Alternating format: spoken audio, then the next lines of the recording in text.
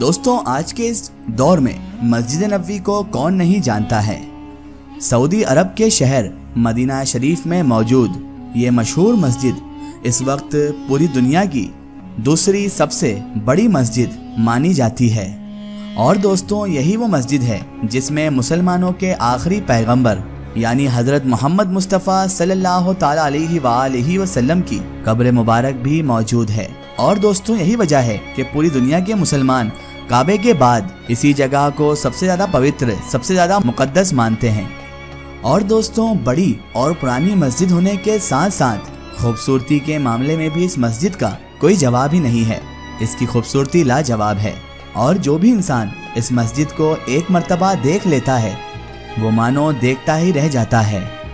لیکن دوستوں آج کی اس ویڈیو میں ہم آپ کو مسلمانوں کی اس ایتہاسک اور خوبصورت اور مقدس مسجد کے بارے میں کچھ ایسی چیزیں بتائیں گے کہ جنہیں سن کر آپ ضرور حیران رہ جائیں گے۔ کچھ ایسی چیزیں آپ کو آج ہم بتائیں گے اور آپ لوگ یہ سوچنے پر مجبور بھی ہو جائیں گے کہ اتنی مشہور اور مقدس مسجد کے بارے میں یہ باتیں بھلا ہم کو اب تک کیوں نہیں معلوم تھی اور ہم یہ باتیں اب تک کیوں نہیں جانتے تھے۔ تو دوستوں سب سے پہلے ہم آپ کو یہ بتاتے چلیں کہ یہ مسجد نبوی اتہاس کی وہ مسجد ہے کہ جس کی بنیاد خود مسلمانوں کے پیغمبر حضرت محمد مصطفیٰ صلی اللہ تعالی علیہ وآلہ وسلم نے ہی اپنے ہاتھوں سے رکھی تھی۔ جس جگہ پہ یہ مسجد بنائی گئی تھی وہ دو ایسے چھوٹے بچوں کی جگہ تھی کہ جن کے والد والدہ کا انتقال ہو چکا تھا، یعنی دو ایسے بچوں کی جگہ پر یہ مسجد بنائی گئی تھی جو بچے یتیم تھے، اور ان دونوں بچوں نے اپنی خوشی سے اپنی مرضی سے اس جگہ کو مسجد کے لیے وقف کر دیا تھا۔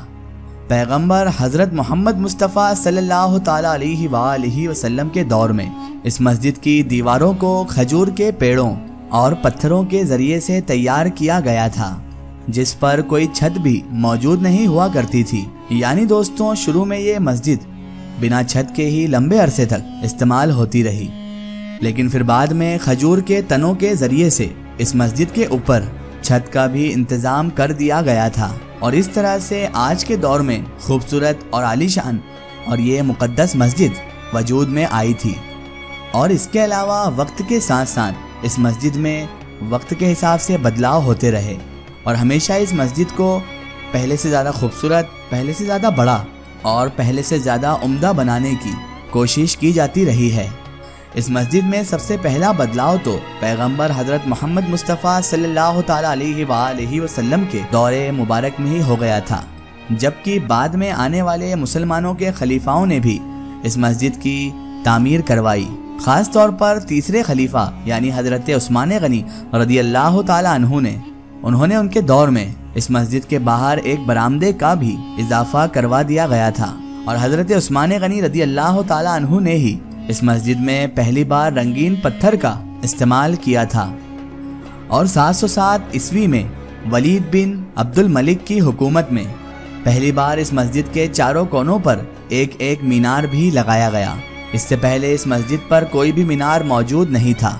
دوستوں 1481 میں اس مشہور ایتہاسک اور مقدس مسجد میں ایک بھیانک آگ بھی لگ گئی تھی، اور مسجد کا زیادہ تر حصہ اس آگ میں چپیٹ میں آ گیا تھا۔ یہ آگ اتنی زیادہ خطرناک تھی کہ اس آگ کی وجہ سے مسجد کی بہت ساری دیواریں اور چھت بھی ڈیمیج ہو گئی تھی، جس کی وجہ سے اس دور میں اس مسجد کو نئے طریقے سے بنانا پڑا تھا۔ دوستوں یہ وہ دور تھا کہ جب مدینہ شہر مصری حکومت کے کنٹرول میں آیا کرتا تھا، اور اس کے بعد اس شہر پر بھی سلطنت عثمانیہ کی حکومت قائم ہو گئی تھی۔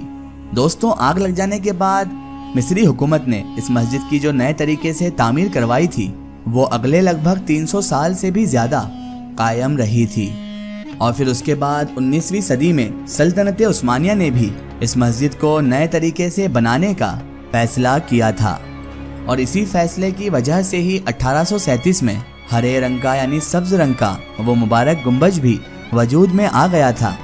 آج کے دور میں، جسے ہم لوگ گنبد خضرا دیکھتے ہیں۔ دوستوں آپ کو بتاتے چلیں کہ اس مبارک گنبد کو لکڑی کے ذریعے سے تیار کیا گیا ہے۔ سب سے پہلے یہ گنبد سفید رنگ کا ہوا کرتا تھا، اور پھر اس کے بعد اس گنبد شریف پر نیلا کلر بھی کروا دیا گیا تھا، हालांकि दोस्तों इसके बाद सल्तनत उस्मानिया ने इस गुंबज को पूरे तरीके से हरे रंग का करवा दिया था और आज तक वो गुंबज शरीफ बिल्कुल वैसा ही मौजूद है जैसा सल्तनत उस्मानिया ने बनवाया था। दोस्तों सल्तनत उस्मानिया ने ही सबसे पहले इस मस्जिद के अंदर संगे मरमर का इस्तेमाल किया था। दोस्तों इस मस्जिद में सबसे ज़्यादा काम या फिर ये कहें कि सबसे ज़्यादा बदलाव 1984 से लेकर 1994 तक हुआ। मस्जिद की ये सबसे बड़ी तामीर सऊदी किंग यानी शाह फहद के दौर में हुई थी। दोस्तों इस ऐतिहासिक और मुक़द्दस मस्जिद में बिजली का सबसे पहला बल्ब भी आज से तकरीबन 125 साल पहले यानी सल्तनत उस्मानिया के दौर में ही लगवाया गया था। अरब टीवी के मुताबिक जैसे ही इस्तांबुल में मौजूद सल्तनत उस्मानिया के सुल्तान के महल में पहली बार बिजली का बल्ब रोशन हुआ तो उन्होंने अपनी पूरी सल्तनत में सबसे पहले मदीना शहर में मौजूद मस्जिद नबवी शरीफ में बिजली का बल्ब लगवाया था, वरना उससे पहले इस मस्जिद शरीफ में रोशनी के लिए चिराग को इस्तेमाल किया जाता था। ये बल्ब ना सिर्फ इस मस्जिद शरीफ का बल्कि ये पूरे अरब का पहला बल्ब था, क्योंकि उसी साल ही पूरे अरब इलाके में बिजली आई थी। उससे पहले अरब के इलाके में बिजली नहीं हुआ करती थी। दोस्तों इस वक्त इस मस्जिद में 7 लाख से भी ज्यादा लोग आसानी के साथ नमाज अदा कर सकते हैं। ये मस्जिद धीरे धीरे इतने वसीए इलाके में फैल चुकी है कि ये मस्जिद अब उस मस्जिद से 100 गुना ज्यादा बड़ी है कि जिस मस्जिद की पैगंबर इस्लाम हजरत मोहम्मद मुस्तफ़ा सल्लल्लाहु ताला अलैहि वसल्लम अपने हाथों से बुनियाद रखी थी। दोस्तों ये मस्जिद पैगंबर हजरत मोहम्मद मुस्तफ़ा सल्लल्लाहु ताला अलैहि वसल्लम की दौरे मुबारक से लेकर अब तक कितनी ज्यादा बढ़ चुकी है, इस बात का अंदाजा सिर्फ और सिर्फ आप इस बात से लगा सकते हैं कि मदीना शरीफ में मौजूद जन्नतुल बकी नाम की वो कब्रिस्तान कि जो पैगंबर हजरत मोहम्मद मुस्तफ़ा सल्लल्लाहु ताला अलैहि वसल्लम के दौर में मदीना शहर से बाहर हुआ करता था, वो अब बिल्कुल इस मस्जिद के करीब में ही मौजूद है। यानी ये मस्जिद शरीफ बढ़ते बढ़ते उन कब्रिस्तान के पास पहुंच चुकी है कि जो कब्रिस्तान किसी दौर में मदीना मुनव्वरा शरीफ के बिल्कुल बाहर हुआ करते थे। दोस्तों इस मस्जिद में मौजूद इस गुंबद खजरा मुबारक के बिल्कुल नीचे इस्लाम के आखिरी पैगंबर हजरत मोहम्मद मुस्तफ़ा सल्लल्लाहु ताला अलैहि वसल्लम की कब्र मुबारक मौजूद है। ना सिर्फ प्यारे आका की बल्कि उनके साथ साथ उनके सहाबी और उनके बाद के खलीफा हजरत अबू बकर सिद्दीक और हजरत उमर फारूक रज़ियल्लाहु ताला अन्हु की कब्र मुबारक भी मौजूद हैं। इसके अलावा एक कब्र की खाली जगह भी छोड़ी गई है और नाज़रीन किराम कई रिवायत में है और बहुत सारे लोगों का मानना है कि इस जगह को हजरत ईसा अलैहिस्सलाम के लिए छोड़ा गया है, उनकी कब्र मुबारक के लिए ही छोड़ा गया है, क्योंकि हजरत ईसा अलैहिस्सलाम क़यामत से पहले एक बार हमारी दुनिया में ज़रूर वापस आएंगे और वापस आने के बाद जब अल्लाह के हुक्म से उनकी वफ़ात होगी तो उनको इसी कब्र में ही दफनाया जाएगा। हालांकि दोस्तों बहुत सारे लोगों का ये भी मानना है कि ये जगह हजरत ईसा अलैहिस्सलाम के लिए नहीं बल्कि इमाम मेहदी अलैहिस्सलाम के लिए छोड़ी गई है।